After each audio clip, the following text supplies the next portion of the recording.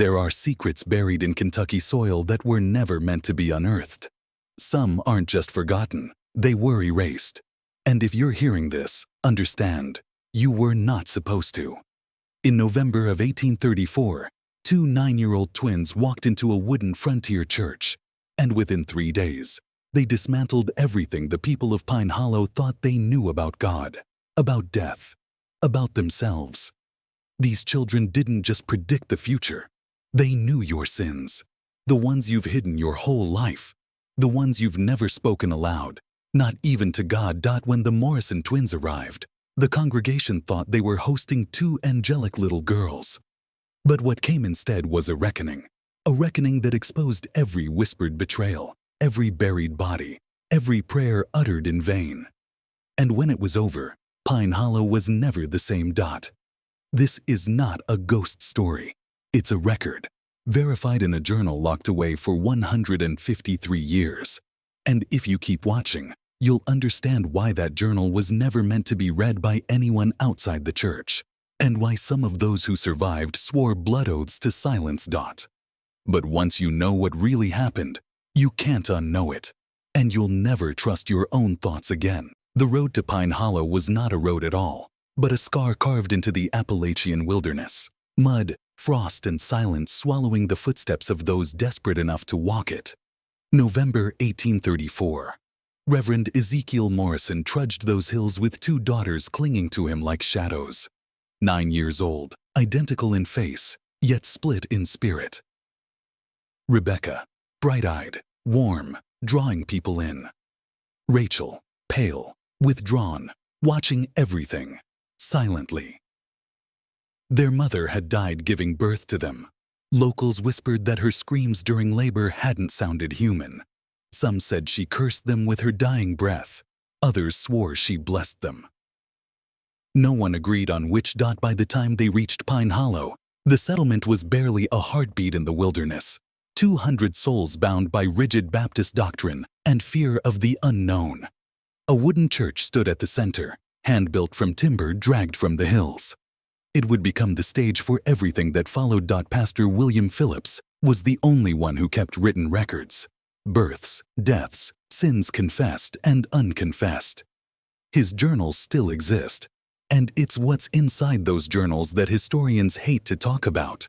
Not just because of what happened to the congregation, but because of what the twins said. Things no living soul could have known. Things that proved true. Their first night in Pine Hollow, Rebecca dreamt of roses. Rachel dreamt of blood. By morning, the town's oldest secret would be spoken aloud by a child. The first sign came at breakfast. Rebecca, her hair tangled from the road, looked at Pastor Phillips's wife with a smile far too knowing for 9 years old. "Your roses," she asked. "Did they ever recover from the blight 3 summers ago?" The room froze. That blight had nearly killed the pastor's prized garden, but it was never spoken of beyond their walls. No traveler could have known.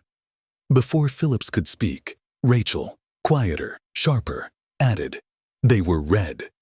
You cried when the last one wilted." The pastor's wife dropped her spoon, not because they were right, but because they were exactly right. From that moment, the congregation's unease deepened into something darker. These weren't parlor tricks. The twins didn't guess. They knew. That evening, Phillips couldn't sleep. The wind rattled the church shutters. He dreamt of whispers beneath the floorboards, of little feet running where none should run. At dawn, he rose to pray. But Ezekiel Morrison was already awake, sitting by the dying fire, Bible open but unread. "They dream of the places we go," Ezekiel said softly. But last night, their dreams were darker. Minutes later, Rebecca appeared in the doorway. Her voice was calm. "Pastor, beneath the 3rd floorboard from the altar, there's something hidden there." And there was. A bottle of whiskey, wrapped in the blue baby blanket of Phillips's dead son. No one living knew it existed. No one, except the twins. Sunday morning, the wooden pews groaned under the weight of 200 uneasy souls. Ezekiel preached repentance, voice thundering against the rattling windows. But no one remembers the sermon. They remember what happened after Dot. As the final hymn faded, Rebecca stepped into the aisle. Her voice, soft but clear, cut through the silence like a blade. "Mr. Turner," she said, looking up at the wealthiest man in the county, "the money you've been taking from the collection plate, it doesn't count as stealing if you plan to put it back, right?" Turner's face drained white. The secret he carried, debts, theft, shame, no child could know. The room buzzed with whispers. Before anyone could speak, Rachel turned to the eldest widow in the congregation. "Your husband didn't die in a farming accident. He left you, and that's why you hide his letters." One by one, they moved through the crowd, naming hidden sins, affairs, hidden children, deaths no one admitted to. The congregation stood frozen, unable to look away, unable to breathe. Every whispered betrayal, every buried shame, dragged into the open by two little girls. Dot. Then Rebecca turned toward the altar. Her hand rested on the wooden cross. "This is sacred ground," she said. "But it's stained.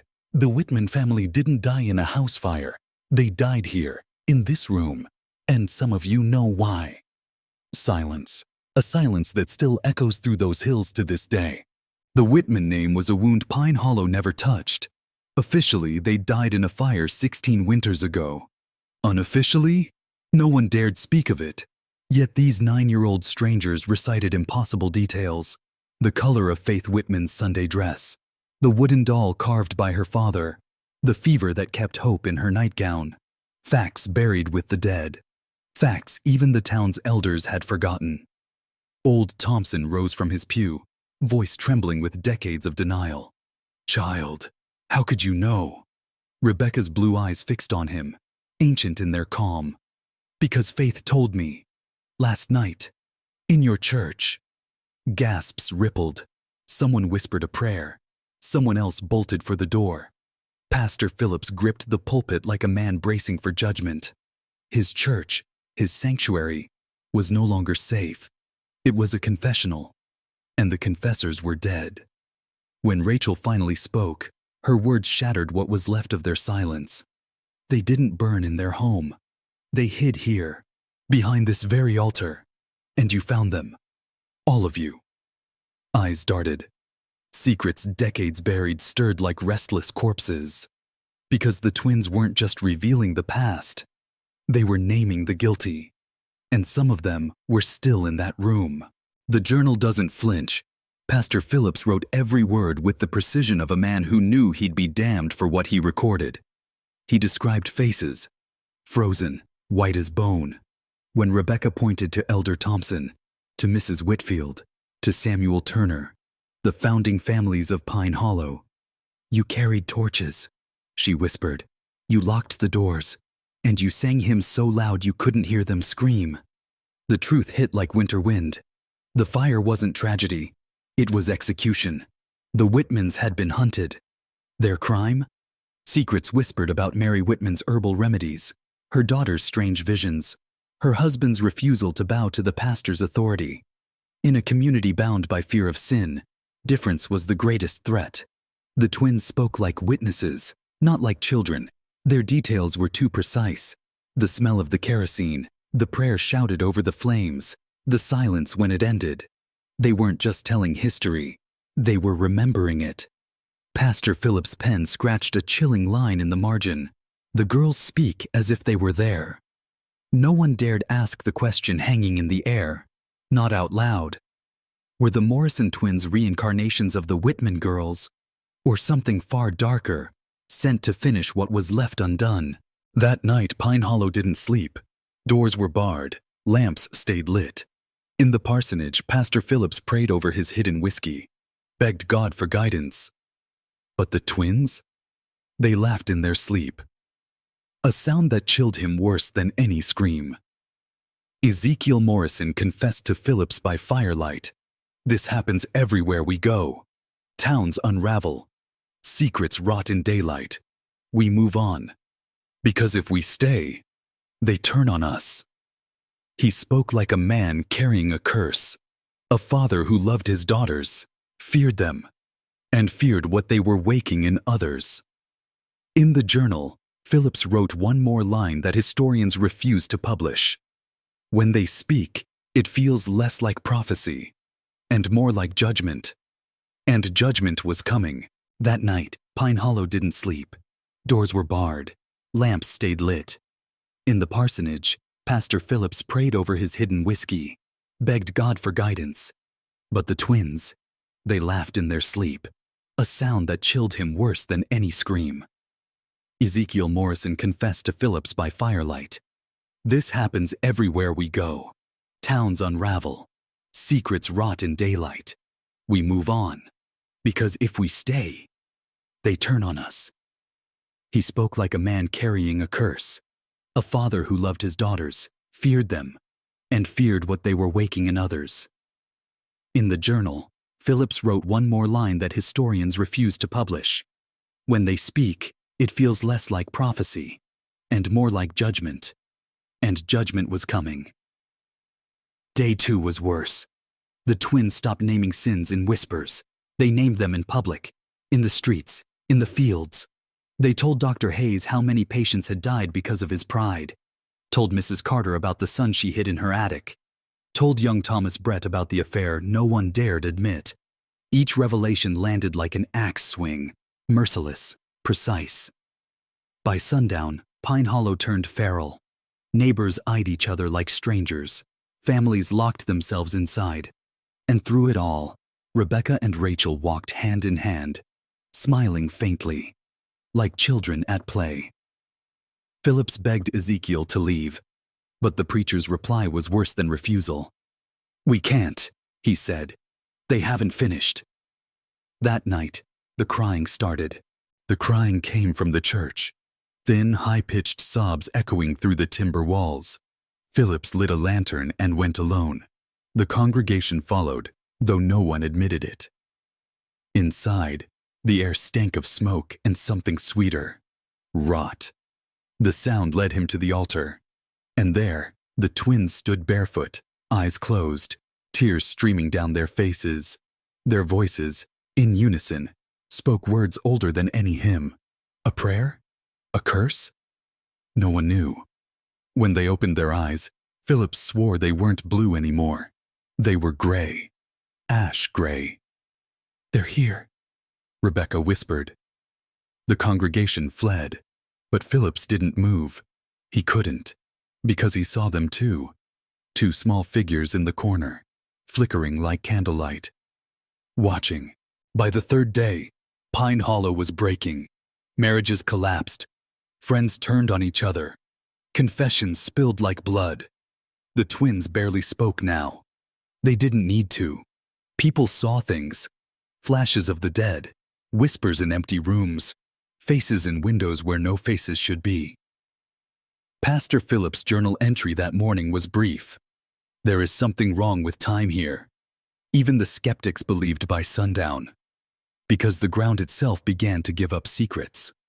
Children digging near the church found tiny bones, fragments too small for animals. A blue ribbon, a silver locket, and buried deeper blackened wood, charred but unmistakable. The remnants of the Whitman home. But the Whitmans hadn't died there. The twins had already proven that. So why were their relics buried beneath the church? And why did the girls keep smiling? Phillips confronted Ezekiel one final time, demanded answers, demanded truth. The preacher stared into the fire and said nothing for a long time. Then, their mother had visions. She said they'd be different. She said they weren't meant for this world, but for what comes after. He spoke of strange births, storms raging, clocks stopping, animals gathering silent at the windows. He spoke of Sarah Morrison's dying words. "They'll see what you refuse to see. They'll burn what you refuse to burn." And then he whispered the line that still unsettles historians. "Sometimes I wonder if they're even mine." That night, Pine Hollow erupted. A mob formed. Torches, pitchforks, Bibles clutched like weapons. History repeating itself. They stormed the church, demanding the twins. Ezekiel stood in the doorway, refusing to move. Pastor Phillips begged for calm, but his voice drowned in the roar of fear. The twins didn't scream, didn't cry. They stood at the altar holding hands. Rebecca whispered something into Rachel's ear. Rachel nodded, and then they spoke, not to the mob, but to something else, something no one could see. The wind died, the torches went out, and in that darkness, every man and woman present heard the same thing. Children laughing, not from the twins, from behind them, from the shadows. No one remembers fleeing. They remember waking outside, scattered, shaking, some barefoot, some bleeding. The church was gone, not burned, not collapsed, gone. Where it stood was nothing but blackened earth and two small silver lockets lying in the ash. The twins were never seen again. Neither was Ezekiel Morrison. Pine Hollow scattered within a year. Families left. Names changed. Maps erased the settlement. Only Pastor Phillips remained. A hollow man scribbling in a journal no one would find for 153 years.